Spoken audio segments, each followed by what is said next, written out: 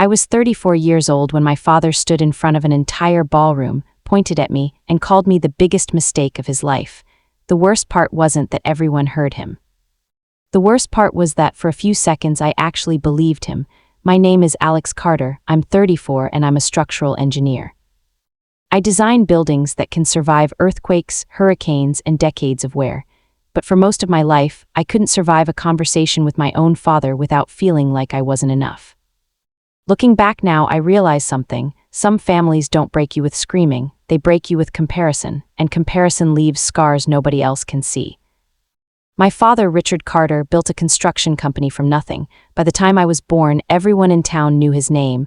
People respected him, feared him, admired him. When he walked into a restaurant, waiters remembered his usual order. When he spoke, people listened.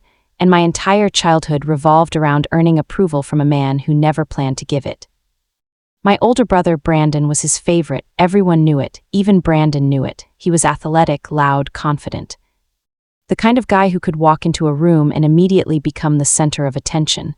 Dad loved that. At every family gathering, every birthday, every holiday, it was always the same.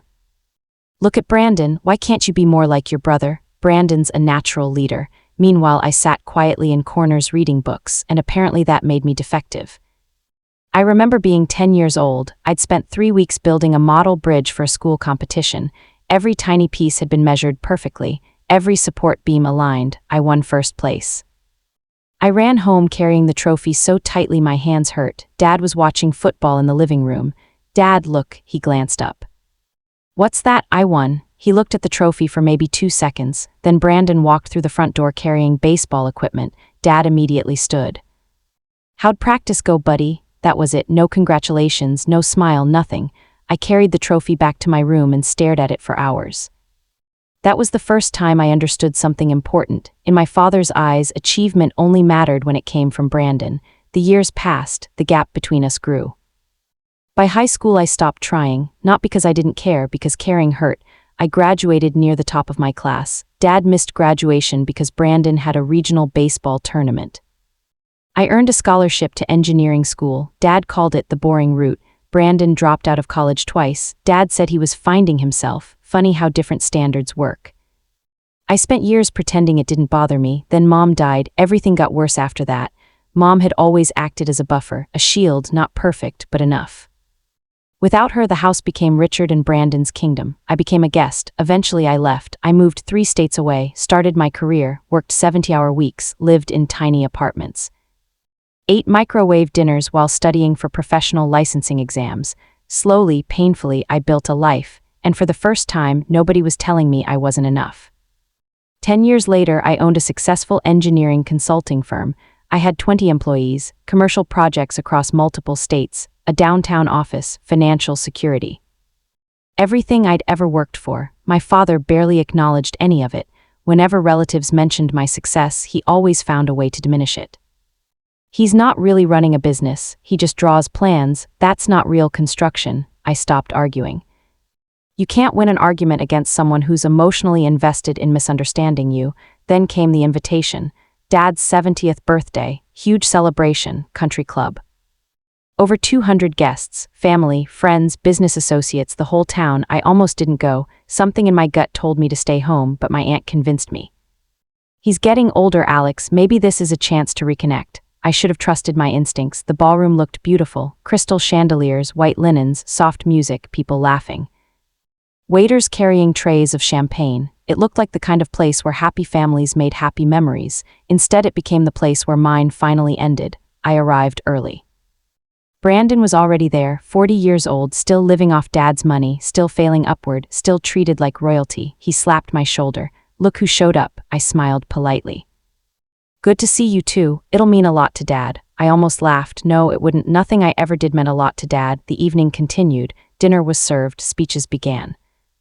People talked about Richard's achievements, his generosity, his leadership, his legacy. Then Brandon took the microphone. The room applauded. He gave an emotional speech about family, about sacrifice. About everything Dad had done. People wiped away tears. Then Brandon handed Dad the microphone and everything changed. Dad stood, raised his glass, smiled. For a moment I actually felt hopeful. Maybe he would finally say something kind, maybe after all these years, maybe. then his eyes found mine. "Before we finish tonight," he said, "I want to acknowledge both my sons." The room turned toward us. I felt my stomach tighten. Brandon smiled confidently. Dad pointed toward him. "This is the son who made me proud." Applause erupted. Brandon stood, people cheered, then Dad looked at me and laughed, actually laughed. "This is Alex." A few people chuckled uncertainly. Dad continued, "My biggest mistake." The room froze. I couldn't breathe. For a second I thought I'd misheard, then he kept talking. "Book smart, no common sense, never joined the family business. Spent his whole life trying to prove he was smarter than everyone." More laughter, some nervous, some uncomfortable. But enough to make it real. I sat there while 200 people watched. Humiliation has a physical feeling. It's hot, heavy, like your skin suddenly doesn't fit anymore. Dad wasn't done. If I'd invested half as much time into Brandon as I wasted trying to understand Alex, I'd probably be retired on a beach by now. The room exploded with laughter. I looked around. People were avoiding eye contact. They knew it was wrong. Nobody said anything. And suddenly I wasn't 10 years old anymore. I wasn't carrying a trophy into a living room. I wasn't waiting for approval. I wasn't waiting for anything. I stood. The room slowly grew quiet. Dad smirked, probably expecting an argument, a scene. Instead, I picked up my glass, raised it, and smiled. "Congratulations, Dad." Silence. "I hope tonight was everything you wanted." Then I set the glass down, turned around, and walked out. No speech, no anger, no tears, just silence.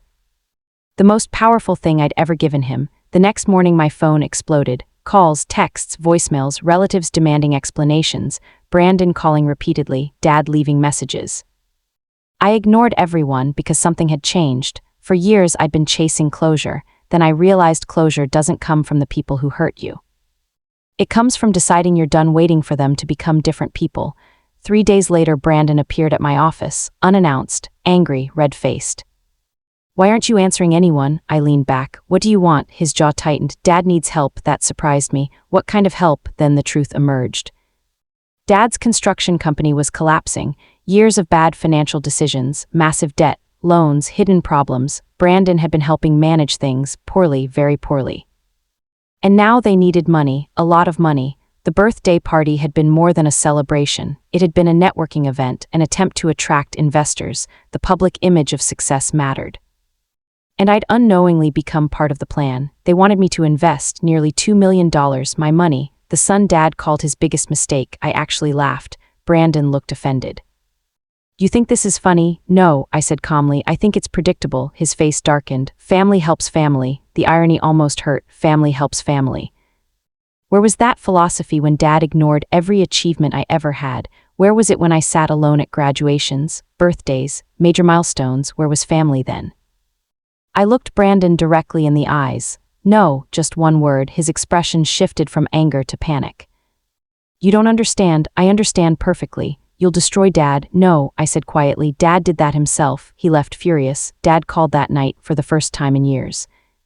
His voice sounded smaller, older. "Alex." I said nothing. After a long silence he spoke. "I need your help, not I'm sorry, not I was wrong, not even how are you, just need. Need, the language of people who only remember you when they require something. I can't help you. You can." "No." His breathing grew heavier. "I raised you." I almost smiled. There it was.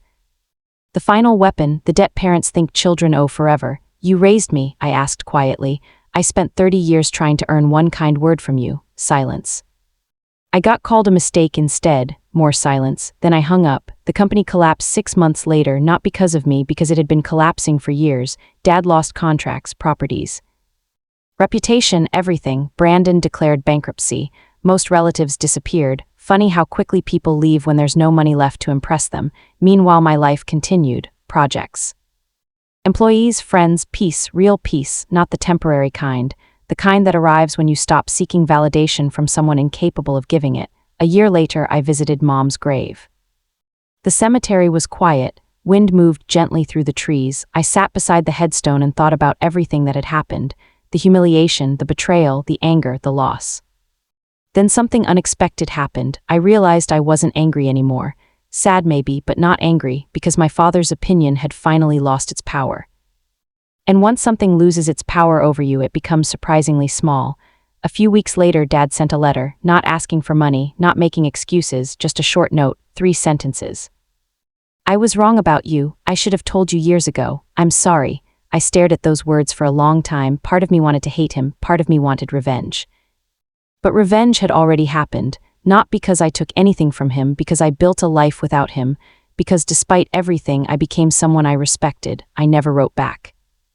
Not out of cruelty, just because there was nothing left to say. Some endings don't need conversations, they need acceptance. Today I'm 36, my company is thriving, my life is quiet, peaceful. Sometimes I still think about that ballroom, about the laughter, about the moment my father called me his biggest mistake. For years I believed those words defined me. Now I understand something different. The people who constantly make you feel small are often terrified you'll discover how strong you actually are. My father lost everything chasing control. I gained everything by letting go. And in the end, the greatest revenge wasn't watching him fail. It was finally realizing that my worth was never his to measure in the first place.